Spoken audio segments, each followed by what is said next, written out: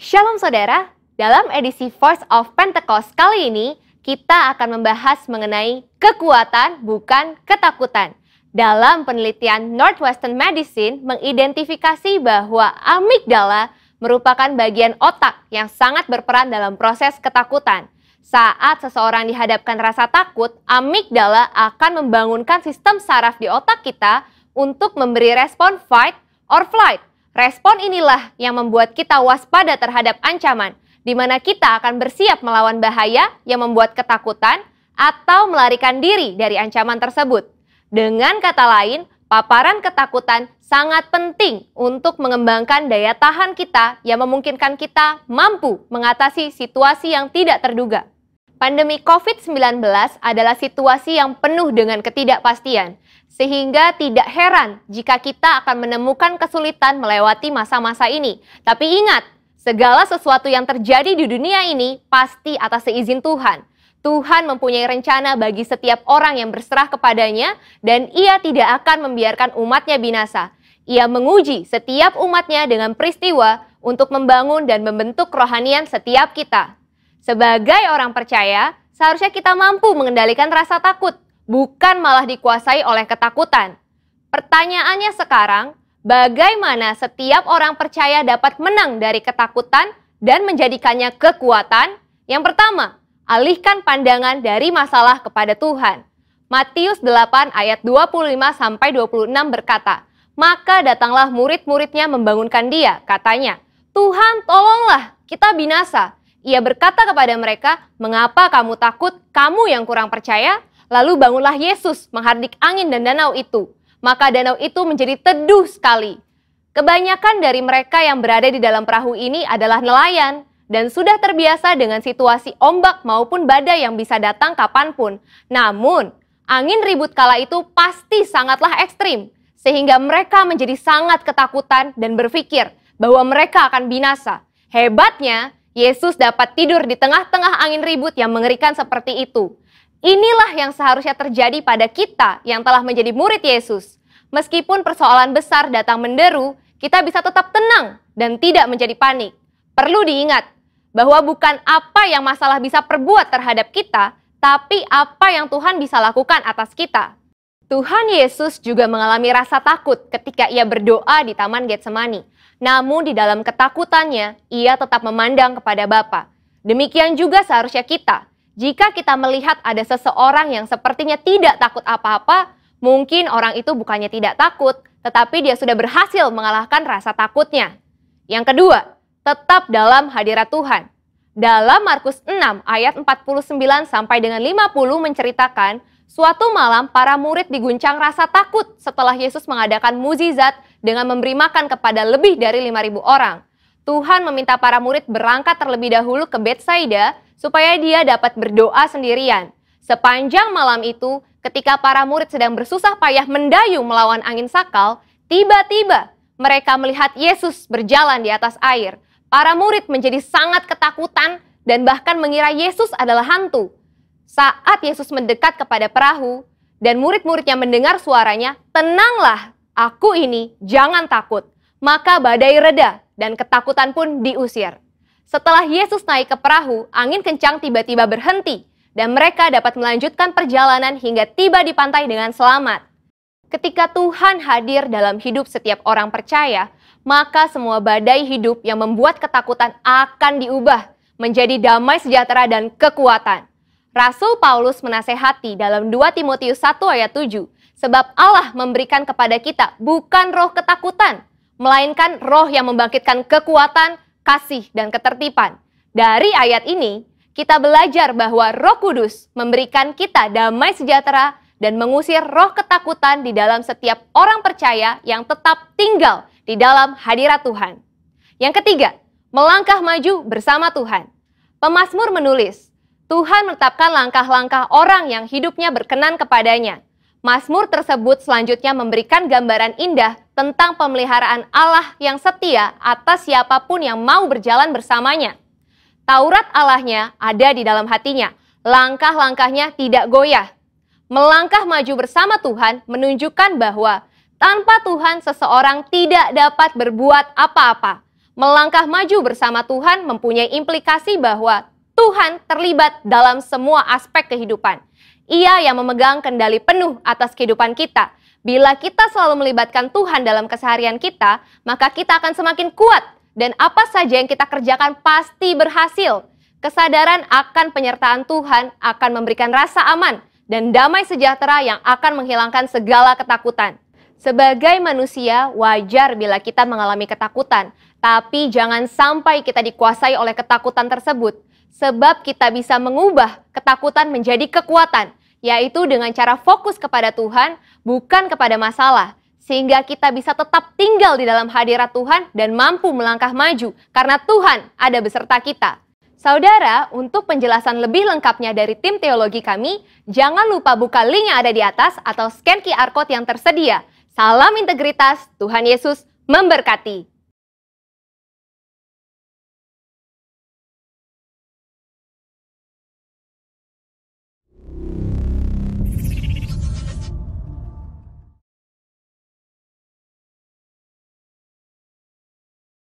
Salam saudara, selamat pagi. Tidak terasa kita sudah ada di minggu kedua. Pagi hari ini saya mengajak kita akan satukan hati kita. Kita akan naikkan doa syafaat bersama-sama. Mari kita satukan hati kita, saudara. Urabatakaya shandaralabataka, ribatakaya shandalaba, urabatakaya shandaralabatakaralabaya, irabatakaralabaya shandaralaba, urabakarabaya shandal. Kami bersyukur untuk hari ini ya Tuhan. Terima kasih untuk kasih-Mu ya Tuhan. Kami boleh kembali dalam ibadah online bersama-sama. Terima kasih Abba untuk pemeliharaan-Mu. Terima kasih untuk kekuatan. Terima kasih untuk kesehatan. Terima kasih untuk penyertaan-Mu, bahkan perlindungan-Mu sampai hari ini Tuhan. Kami ada semua hanya oleh karena Engkau ya Tuhan. Dan pagi hari ini kami mau bersama-sama mau berdoa buat bangsa kami Indonesia Tuhan. Kami mau ucapkan berkat damai keamanan buat Indonesia. Kami percaya Indonesia dalam tangan-Mu Tuhan. Indonesia dalam rencana-Mu. Dan tidak ada satu pun rencana-Mu yang gagal buat bangsa kami. Kami percaya apapun yang Kau rancangan sedang terjadi ya Tuhan. Yaitu penuaian jiwa yang terbesar dan terakhir sebelum Engkau datang kedua kali sedang terjadi atas Indonesia, yaitu Pentakosta ketiga sedang melanda, karena Pentakosta ketiga lahir di Indonesia dan kepada bangsa-bangsa. Bapak terima kasih ya Tuhan untuk segala apa yang sedang Kau buat, yang Kau kerjakan buat bangsa kami. Kami ucapkan berkat buat Indonesia pagi dalam nama Yesus. Berkati pemerintahan kami Pak Jokowi dan jajarannya, bahkan wakilnya Pak Marut Amin dari pusat sampai daerah Tuhan. Kami bawa mereka, berikan roh takut akan Engkau. Tuntun mereka dalam menangani COVID hari-hari, dalam menangani krisis apapun yang sedang Kau izinkan terjadi di bangsa kami. Berikan mereka hikmat, bahkan roh takut akan Engkau. Tuntun ya Tuhan. Bapak kami bersyukur, kami menyerahkan pemerintahan kami dalam tangan Tuhan. Kami juga berdoa Tuhan untuk pemimpin rohani kami, gembala sidang kami Paniko Tuhan, besar keluarga besar Tuhan. Kami bawa bahkan keempat wakil, Pak Dani, Pak Paul, Pak Johan, Pak besar keluarga besar. Kami serahkan dalam tangan Tuhan. Kami percaya Tuhan terus mengurapi gembala sidang kami untuk menjadi alat-Mu lebih lagi hari-hari ini ya Tuhan. Kami juga bawa gembala rayon, gembala CK Tuhan, berkati ya Tuhan. Bahkan gembala cabang KUL ya Tuhan, berkati berlimpah-limpah. Bahkan keluarga besar GB Gatot Subroto yang ada di Indonesia, bahkan sampai bangsa-bangsa, Tuhan melindungi dan menjagai. Bahkan rayon 1A Tuhan, kami bawa gembala rayon kami Pak James dan wakilnya Pak Edu, berkati 1A dan setiap cabang-cabang ranting sampai KUL. Tuhan memberkati. Bapak kami juga bawa gembala kami Pak Bambang Rianto Tuhan, beserta Ibu Indri dan keluarga kami serahkan dalam tangan Tuhan. Berkati hamba-Mu Tuhan, terus limpahkan kekuatan, kesehatan. Tuhan terima kasih ya Tuhan untuk mujizat demi mujizat yang Kau kerjakan dalam kehidupan hamba-Mu. Terus pakai Pak Bambang untuk jadi berkat di dalam nama Yesus. Berkati juga Pak Tatang Bu Ika Tuhan. Bahkan pagi hari ini Pak Tatang akan menyampaikan firman-Mu. Abah kami percaya firman-Mu tidak akan kembali dengan sia-sia. Firman-Mu berkuasa akan mengupahkan setiap kami yang mendengar ya Tuhan. Kami percaya setiap kami dikuatkan, dipulihkan, bahkan disembuhkan lewat firman-Mu. Bapak terima kasih, kami serahkan ibadah ini dalam tangan Tuhan. Terus urapi kami di setiap rumah-rumah kami. Kami percaya kami yang lemah dikuatkan, kami yang sakit disembuhkan, kami yang terikat dilepaskan dalam nama Yesus. Bapak terima kasih Abah. Kami bersyukur menyerahkan ibadah kami dalam tangan Tuhan. Dan di dalam nama Yesus, mari kita sudah berdoa bersama-sama, katakan amin. Shalom saudara, selamat pagi. Kita bersyukur kalau pagi hari ini kita boleh ada semua karena kebaikan Tuhan. Saya percaya kalau kita boleh ada di bulan ini, semua karena kebaikan Tuhan. Katakan amin saudara. Amin. Mari kita akan mulai ibadah kita pagi hari ini. Mari kita satu dalam doa. Bapa, kami bersyukur untuk hari ini Tuhan. Terima kasih Tuhan. Kami ada semua karena kasih-Mu. Kami ada semua karena kebaikan-Mu. Tuhan, terima kasih untuk pemeliharaan-Mu. Dan kami percaya di bulan ini Tuhan akan terus menyertai kami. Bapak, kami bersyukur, kami menyerahkan ibadah kami dalam tangan Tuhan. Dari awal hingga pertengahan hanya dalam satu nama, di dalam nama Tuhan Yesus. Amin. Haleluya. Kita akan memuji Tuhan saudara. Segala puji syukur hanya bagi-Mu ya Tuhan. Haleluya. Terima kasih Tuhan. Kami mau bersyukur pagi ini Tuhan. Pujian yang kami naikkan bagi-Mu. Haleluya. Segala puji syukur hanya bagi-Mu Tuhan. Sebab Kau yang layak dipuja. Amin. Kami mau bersorak, tinggikan nama-Mu. Haleluya. Segala puji syukur. Segala puji syukur hanya bagi-Mu Tuhan. Sebab Kau yang layak dipuja. Kami mau bersorak, tinggikan nama-Mu. Haleluya. Haleluya. Soraklah haleluya. Soraklah haleluya. Hei hei, soraklah haleluya. Haleluya. Soraklah haleluya. Hei hei, soraklah haleluya. Haleluya. Terima kasih Tuhan. Haleluya. Terima kasih Bapa. Segala puji syukur hanya bagi-Mu Tuhan. Sebab Kau yang layak dipuja. Amin. Kami mau bersorak, tinggikan nama-Mu. Haleluya. Soraklah haleluya. Soraklah haleluya. Hei hei, soraklah haleluya. Haleluya. Soraklah. Soraklah haleluya. Hei hei, soraklah haleluya. Haleluya. Katakan soraklah haleluya. Soraklah haleluya. Hei hei, soraklah haleluya. Haleluya. Soraklah haleluya. Hei hei, soraklah haleluya. Haleluya.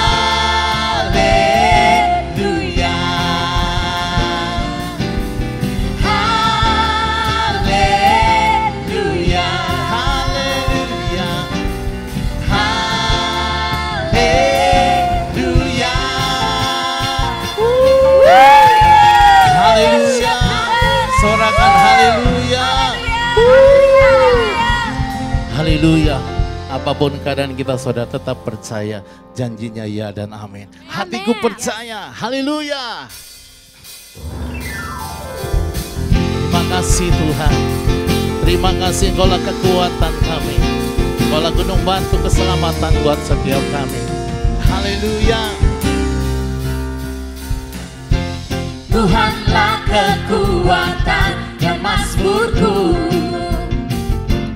Dia gunung batu dan keselamatanku. Haleluya. Hanya padamu hatiku percaya. Kaulah benaran dan kota perlindungan. Ku mau selalu bersyukur sebab cintamu padaku takkan pernah berubah. Hatiku percaya, walau bumi bergoncang, gunung-gunung beranjak, namun kasih setiamu tak pergi dariku.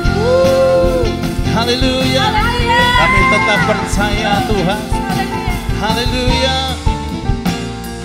Makasih Bapa. Tuhanlah kekuatan dan mazmurku. Amin. Dia gunung batu dan keselamatanku. Yes Lord. Hanya padamu hatiku percaya. Kaulah menara. Kaulah menara dan kota perlindungan. Haleluya. Ku mau selalu bersyukur, sebab cintamu padaku takkan pernah berubah. Hatiku percaya, walau bumi bergoncang, gunung-gunung beranjak, namun kasih setiamu tak pergi dariku. Haleluya. Ku mau selalu bersyukur, sebab cintamu padaku takkan pernah berubah. Kami percaya Hatiku Tuhan. percaya, walau bumi bergoncang, gunung-gunung beranjak, namun kasih setiamu tak pergi. Kasih setiamu. Kasih setiamu tak pergi dariku. Kasih setiamu. Kasih setiamu tak pergi dariku. Haleluya. Sorak-sorai buat Tuhan. Haleluya. Haleluya. Haleluya. Terima kasih Tuhan. Dan kami tahu banyak hal yang Kau kerjakan dalam kehidupan kami hari-hari ini. Kami akan melihat Engkau akan terus bergerak memberkati kami. Dan biarlah hari-hari kami tetap bersyukur Tuhan. Apapun keadaan kami, ucapan syukur kami yang terus kami naikkan kepada Engkau Bapa. Terima kasih ya Tuhan. Terima kasih Bapa.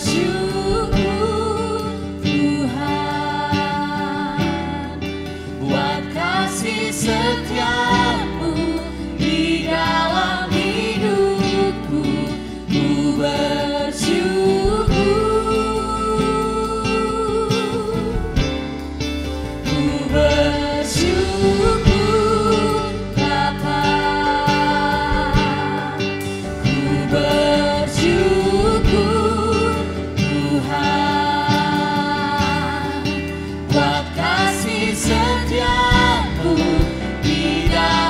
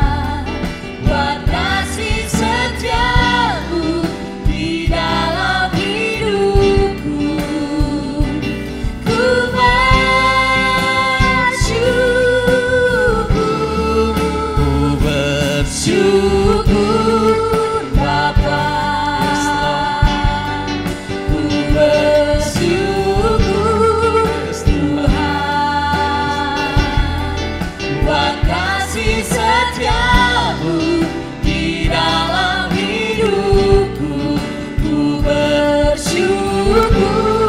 Kami bersyukur Tuhan. Ku bersyukur Bapa, ku bersyukur Tuhan,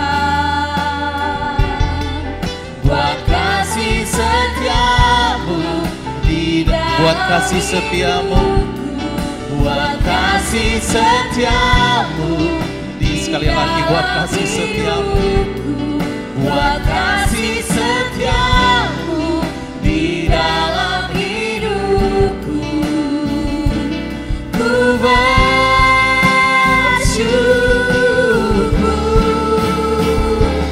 Tuhan.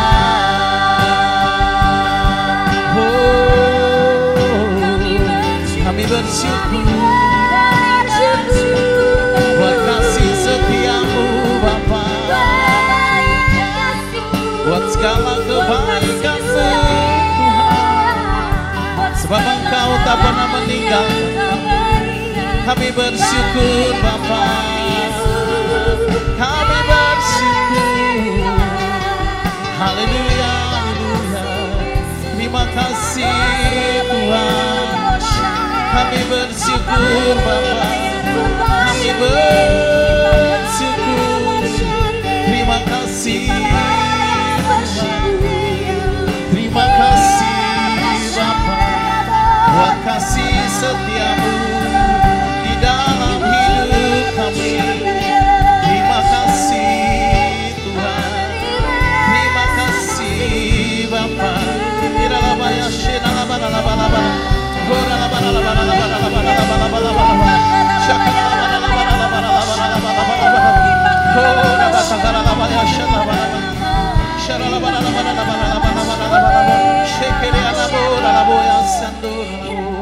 Haleluya, haleluya.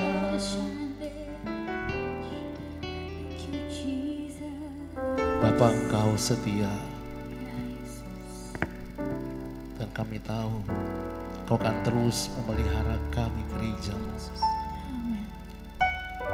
Dan pengharapan kami dalam Engkau tidak pernah mengecewakan, karena Engkau sekali-kali tidak pernah meninggalkan kami. Terima kasih ya Tuhan. Dan kami tahu Engkau sedang menunjukkan kasih setiamu buat setiap kami Bapa. Terima kasih ya Tuhan. Kau baik ya Tuhan. Terima kasih. Kau tunjukkan kasih setiamu, Kau menyediakan yang ku perlu.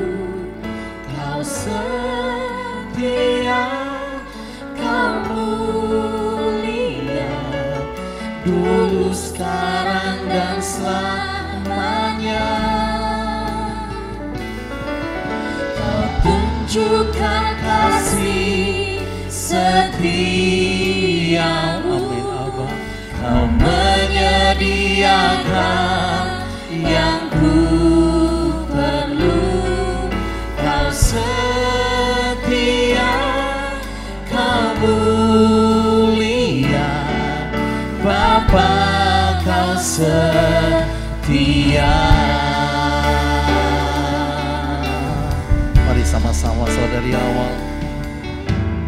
Bapa, Kau setia. Bapa, Kau mulia. Tenanglah jiwaku, aman bersamamu.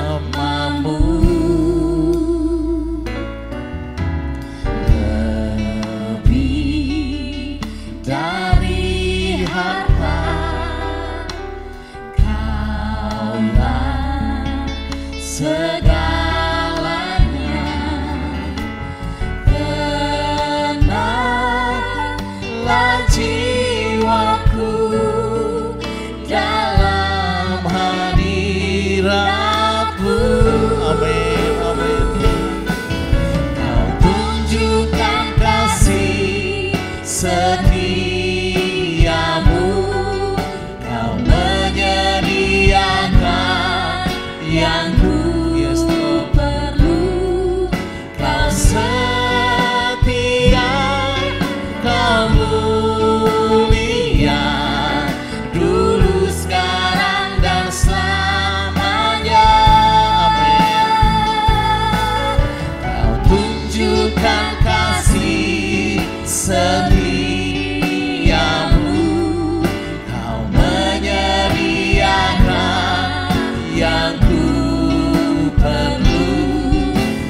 setia, kau mulia, Bapa kau setia. Mari katakan sekali lagi, kau tunjukkan kasih, yes Lord, amin. Kau menyediakan setiap kami apa yang menjadi kebutuhan kami, yes Lord. Kau setia, kau Dulu, sekarang, dan selamanya. dulu, sekarang, dan selamanya. Amin. Kau tunjukkan kasih setiamu, kau menyediakan yang ku Yes Lord. perlu. Kau setia, Katakan kau setia, mulia, kau setia, kau setia, mulia, kau setia, kau mulia, Bapa kau setia. Haleluya. Hirarabaya shandamu. Kau setia, Kau Bapa. setia, segala yang sepertimu Tuhan. Kau baik, Mari terus angkat suara kita, sembah Tuhan di bulan yang baru ini. Biarlah Dia Tuhan yang kita sembah. Dia terus membuka jalan dan memberkati kehidupan kita. Haleluya. Oh Tuhan. Haleluya.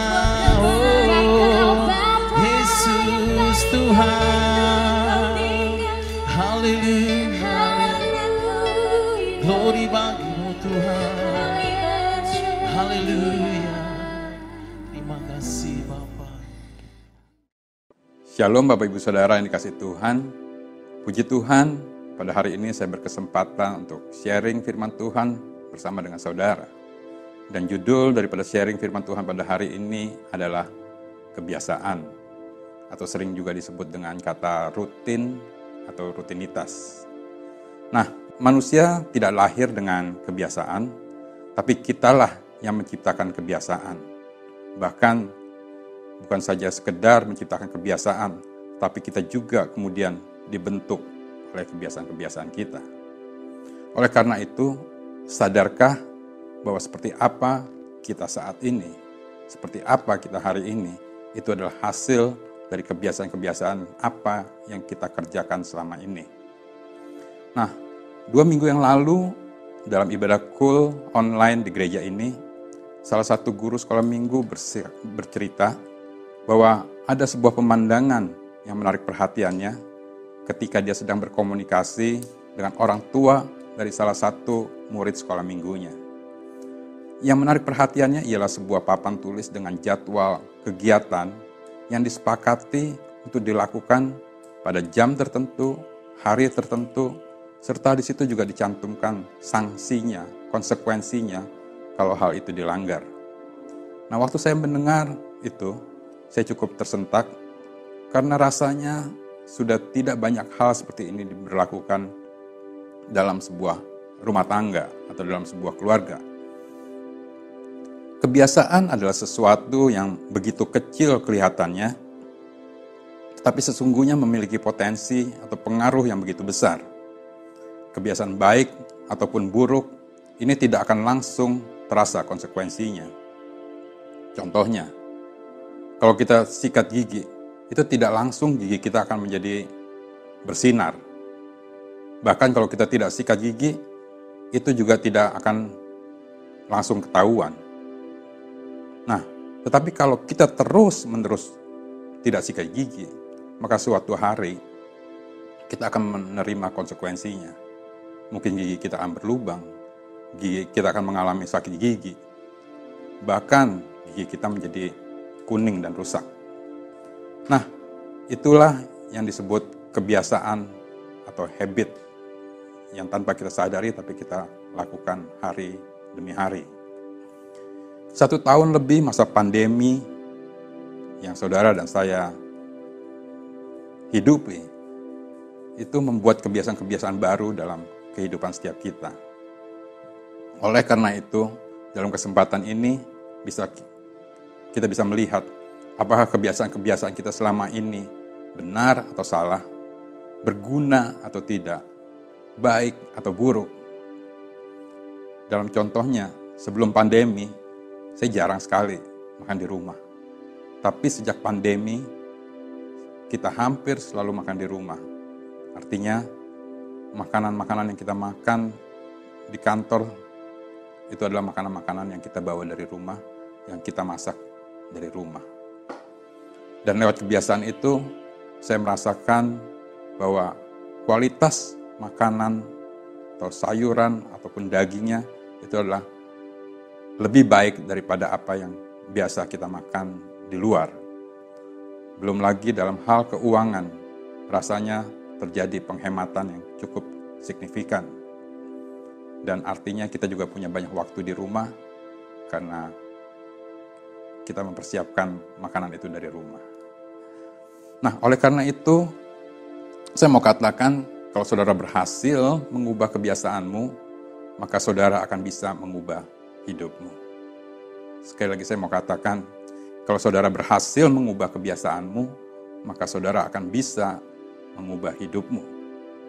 Kebiasaan-kebiasaan saudara, kalau saudara rubah, bisa merubah apa yang terjadi dalam hidupmu.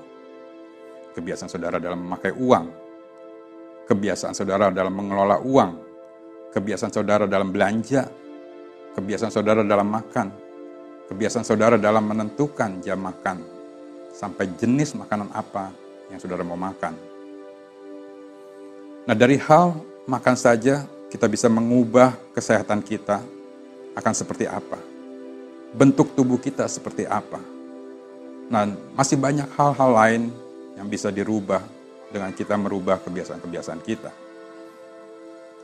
Termasuk juga di dalamnya kebiasaan-kebiasaan rohani.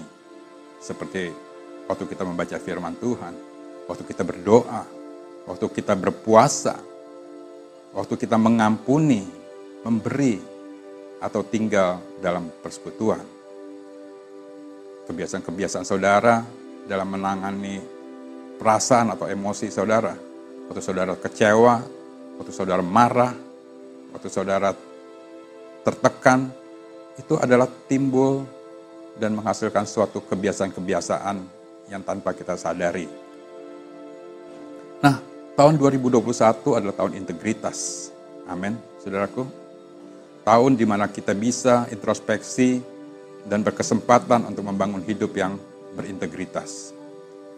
Kebiasaan benar yang terus-menerus dilakukan akan menjadi karakter yang kuat dan menjadikan seseorang mendapat predikat berintegritas. Misalnya dalam hal kejujuran, dalam hal ketepatan saudara berjanji, dan ketulusan hati, dan lain-lain. Yohanes 10 ayat 10 berkata, "Pencuri datang hanya untuk mencuri dan membunuh dan membinasakan. Aku datang," kata Tuhan, "supaya mereka mempunyai hidup dan mempunyai dalam segala kelimpahan." Hal-hal tersebut tidak terjadi dengan sendirinya, sekalipun kita sudah menjadikan Tuhan sebagai Tuhan dan Juru Selamat kita. Tapi janjinya akan digenapi salah satunya lewat kebiasaan-kebiasaan yang kita kerjakan dalam keseharian kita. Nah, minggu lalu Pak Bambang dalam pemberitaan firman Tuhan mengatakan bahwa seseorang karena kebiasaannya, waktu tidurnya yang kurang, mengkonsumsi alkohol, makan yang berlebih, mengakibatkan kesehatannya memburuk. Nah, jadi perlu dipertimbangkan apa yang perlu kita miliki dan kita bangun, dan apa yang kita perlu hindari dan singkirkan dalam kebiasaan kita. Setiap dari kita pastinya berbeda-beda, dan saya berdoa hari ini supaya Roh Kudus bisa melayani kita secara pribadi, karena Dia tahu apa yang menjadi kebutuhan dan keperluan kita. Kebiasaan apa yang perlu kita singkirkan sehingga kita bisa menerima apa yang Tuhan sudah sediakan dalam hidup kita. Nah, oleh karena itu saya ingin membagikan 4 hal yang akan membuat kita bisa menikmati janji Tuhan. Bagaimana kita membangun kebiasaan supaya janji Tuhan boleh terjadi dalam kehidupan kita. Nah, bagaimana membangun kebiasaan yang baik supaya janji Tuhan terjadi? Yang pertama saya ingin bagikan yaitu terlebih dahulu kita menyadari bahwa ada kebiasaan-kebiasaan yang keliru yang kita lakukan. Dalam Alkitab ada tokoh-tokoh besar yang sebenarnya melakukan hal-hal keliru tapi tidak menyadarinya. Contohnya Simson, Salomo, Yudas, dan mungkin ada beberapa tokoh lainnya. Sementara firman Tuhan dalam Efesus 5 ayat 15 berkata, "Karena itu perhatikanlah dengan seksama bagaimana kamu hidup. Janganlah seperti orang bebal, tetapi seperti orang arif." Nah, saudara, kalau saudara menyimak atau memperhatikan kehidupan Simson, ya, dia dilahirkan sudah dengan nubuatan akan menjadi seorang nasir. Tetapi rencana itu tidak terpenuhi sepenuhnya karena ada kebiasaan-kebiasaan yang tidak baik yang dilakukan oleh Simson. Demikian juga dalam kehidupan Salomo maupun Yudas. Nah, saya perhatikan banyak orang merasakan penghasilannya kurang. Tapi sebenarnya bukan penghasilan yang kurang. Tapi yang terjadi adalah sebaliknya, pengeluarannya yang berlebih. Kebiasaan yang tidak disadari membuat sepertinya penghasilan kita tidak mencukupi. Contohnya, hari-hari ini berdiri banyak sekali gerai-gerai kopi, sehingga orang mulai terbiasa dengan kebiasaan ngopi. Nah, kalau sudah menjadi kebiasaan, itu seperti orang kecanduan. Ada yang 1 kali, 2 kali, tergantung kebiasaannya. Nah, kopinya merek apa? Ada kopi yang harganya cukup mahal, sampai ada kopi yang murah yang terdapat di warung-warung. Nah, bandingkan kalau saudara beli bubuk kopinya, diseduh sendiri, dikonsumsi di rumah atau di tempat kerja, hematnya pasti sangat terasa. Apalagi kalau sudah dikali dengan jumlah saudara minum dalam waktu 1 bulan. Nah, oleh karena itu, sadar nggak bahwa ada kebiasaan-kebiasaan yang seharusnya tidak kita kerjakan. Seperti yang terjadi dalam kehidupan Simson, Salomo, Yudas, dan lainnya. Nah, hal yang kedua yang saya ingin bagikan buat saudara, yaitu melakukannya setiap hari terus-menerus. Kebiasaan apa yang saudara lakukan setiap hari? Matius 6 ayat 11 katakan, "Berikanlah kami pada hari ini makanan kami yang secukupnya." Nah, doa Bapa kami mengajarkan kepada kita hal-hal yang perlu dilakukan setiap hari. Berdoa setiap hari. Minta makan secukupnya setiap hari. Mengampuni setiap hari. Dan lain-lain. Nah, kenapa bangsa Israel disuruh memungut mana setiap hari? Pasti tujuannya salah satunya supaya orang-orang Israel itu menjadi disiplin, menjadi tertib, menjadi hidup secukupnya. Karena dikatakan pada pagi hari mereka disuruh mengambil mana yang turun dengan jumlah seperlunya. Dan boleh mengambil 2 kali lipat untuk persiapan hari perhentian atau hari Sabat. Nah, kalau mereka kesiangan, maka mana itu sudah mencair dan mereka tidak dapat makanan pada hari itu. Atau kalau mereka kelebihan, mengambil lebih, lalu mereka simpan, maka mana itu pun menjadi rusak. Dikatakan berbau dan berulat. Nah, kira-kira selama 40 tahun, ada nggak orang-orang dari bangsa Israel itu yang bangunnya kesiangan? Ada nggak yang mengambil mananya itu berlebih? dan mereka mengalami akibatnya seperti tadi saya katakan, ya, bahwa mana itu menjadi rusak atau mana itu sudah mencair sehingga mereka tidak bisa makan daripada mana itu.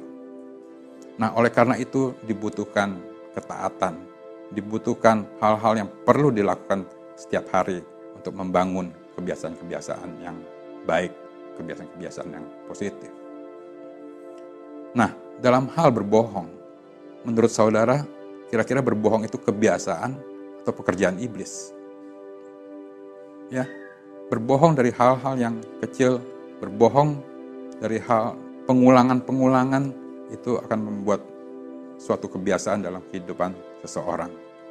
Dan semua kebiasaan yang tidak dibangun dalam sehari tidak bisa disuruh keluar dalam sehari. Walaupun kita berpuasa, walaupun kita didoakan, tapi tidak akan hilang dalam waktu yang singkat. Nah, era Pentakosta ketiga yang kita tahu pada hari-hari ini sedang dikumandangkan, itu berbicara juga tentang satu pola yang dikerjakan berulang-ulang. Apa yang selalu diingatkan oleh gembala sidang kita, yaitu Pak Niko, selalu berkata, kegerakan Pentakosta, baik yang pertama, kedua, maupun yang ketiga, semuanya bisa terjadi karena adanya pola yang sama, yaitu didahului dengan berkumpul, berdoa, memuji siang dan malam, yang dilakukan terus-menerus. Nah, hal yang ketiga yang ingin saya sharingkan yaitu memiliki komunitas yang baik atau yang benar. Ibrani 10 ayat 25 katakan, janganlah kita menjauhkan diri dari pertemuan-pertemuan ibadah kita, seperti dibiasakan oleh beberapa orang, tetapi marilah kita saling menasehati dan semakin giat melakukannya menjelang hari Tuhan yang mendekat. Nah, ada begitu banyak komunitas yang bermunculan hari-hari ini. Ada komunitas bersepeda, ada juga geng motor, ada komunitas ngopi, ada komunitas cool, dan masih banyak lagi komunitas-komunitas yang ada di masyarakat kita. Dan kita yang menentukan di komunitas mana saudara ingin berada. 3 minggu yang lalu saya ketemu dengan seorang anak muda yang singkat kata kita berkenalan, dan dari ceritanya ternyata anak ini sempat mengalami suatu penyakit dengan istilah baru yang disebut dengan anxiety atau rasa cemas yang berlebihan atau rasa cemas yang tidak normal. Nah, tanda-tandanya yaitu mereka mengalami gugup, gelisah, tegang, detak jantungnya tidak normal atau detak jantungnya cepat, sulit konsentrasi, tubuhnya terasa lemas, dan banyak hal yang terjadi dalam tubuhnya. Nah, kebiasaan-kebiasaan yang dilakukan oleh anak ini yaitu dia selalu pergi ke rumah sakit. Ya, dan dia memiliki asuransi sehingga setiap kali kecemasan-kecemasan itu timbul, anak itu selalu ke rumah sakit untuk beberapa waktu atau beberapa hari. Nah, akhirnya dari pihak asuransi mencabut keanggotaannya karena dikatakan ini tidak normal atau tidak biasanya. Nah, kebiasaannya tidak hilang begitu saja. Dia tetap melakukannya, dan kali ini dia harus membayar, dan dia membayar dengan kartu kreditnya. Berlanjut lagi kebiasaan ini sampai membuat orang tuanya juga akhirnya mencabut kartu kreditnya. Nah, saudara, apa yang terjadi selanjutnya? Anak ini hari ini sudah pulih, dan dia cerita bahwa untuk mengatasi kegelisahannya itu, ya, dia mencari teman, dia mencari seseorang yang bisa diajak bicara, yang bisa terbuka untuk menceritakan hal-hal yang dia rasakan sebagai tekanan dalam kehidupannya. Dan hari ini, anak itu sudah bergabung dalam satu komunitas yang memang orang-orangnya pernah mengalami hal-hal yang serupa. dan mereka melakukan kegiatan-kegiatan yang positif, dan mereka hari-hari ini mengerjakan banyak hal sehingga banyak memberkati orang-orang yang mengalami hal yang serupa dengan mereka. Nah, hal yang keempat yang saya ingin bagikan juga yaitu mengandalkan Tuhan. Saya tidak tahu kebiasaan-kebiasaan apa yang saudara mau rubah dalam hidup saudara. Khususnya sementara kebenaran firman Tuhan ini saudara dengar, atau bahkan saudara memang sedang berjuang untuk membuat kebiasaan baru supaya hidup saudara lebih baik. Nah, mungkin saudara pernah lakukan tapi belum berhasil, sehingga saudara mau menyerah, sehingga saudara bilang mungkin sudah tidak bisa, mungkin sudah terlambat. Matius 11 ayat 28 katakan, marilah kepadaku yang letih lesu dan berbeban berat, aku akan memberikan kelegaan kepadamu. Nah saudara, biarlah sekalipun saudara sudah berjuang untuk melakukan perubahan-perubahan, untuk berjuang mengatasi segala kelemahan-kelemahan saudara, tapi itu belum berhasil. Matius 11 ayat 28 katakan sekali lagi, marilah kepadaku semua yang letih lesu dan berbeban berat, aku akan memberikan kelegaan kepadamu. Responi dengan kita datang kepada Tuhan. Saya ingin tutup firman Tuhan hari ini dengan satu kisah yang terjadi di kolam Bethesda. Saya percaya Bapak Ibu Saudara sudah pernah mendengar kisah ini. Dikatakan di dalam Yohanes 5 ayat 2, di Yerusalem dekat pintu gerbang domba ada sebuah kolam yang dalam bahasa Ibrani disebut Bethesda. Dan di serambi-serambi itu berbaring sejumlah besar orang sakit. Ada orang-orang buta, orang-orang timpang, dan orang-orang lumpuh yang menantikan goncangan air kolam itu. Ayat 4 katakan, sebab sewaktu-waktu turun malaikat Tuhan ke kolam itu dan menggoncangkan air itu, barang siapa yang terdahulu masuk ke dalam sesudah kolam goncangan air itu, menjadi sembuh apapun juga penyakitnya. Nah, dikatakan di situ ada seorang yang sudah 38 tahun lamanya sakit. Ya, 38 tahun, sudah bayangkan, saya percaya itu satu kurun waktu yang sangat panjang, yang cukup panjang. Ya. Lalu ketika Yesus melihat orang itu berbaring di situ, dan karena ia tahu bahwa ia telah lama dalam keadaan itu, berkatalah ia kepada orang itu, maukah engkau sembuh? Jawaban orang sakit itu kepadanya, Tuhan, tidak ada orang yang menurunkan aku ke dalam kolam itu apabila airnya mulai goncang. Dan sementara aku menuju ke kolam itu, orang lain sudah turun mendahului aku. Nah saudara, dari apa yang kita baca, ya, waktu yang begitu lama membuat harapan daripada orang yang lumpuh ini sepertinya sudah hilang. Sepertinya dia sudah mengalami putus asa. Tapi apa yang Tuhan Yesus katakan? Di ayat 8 dikatakan, kata Yesus kepadanya, bangunlah, angkatlah tilammu dan berjalanlah.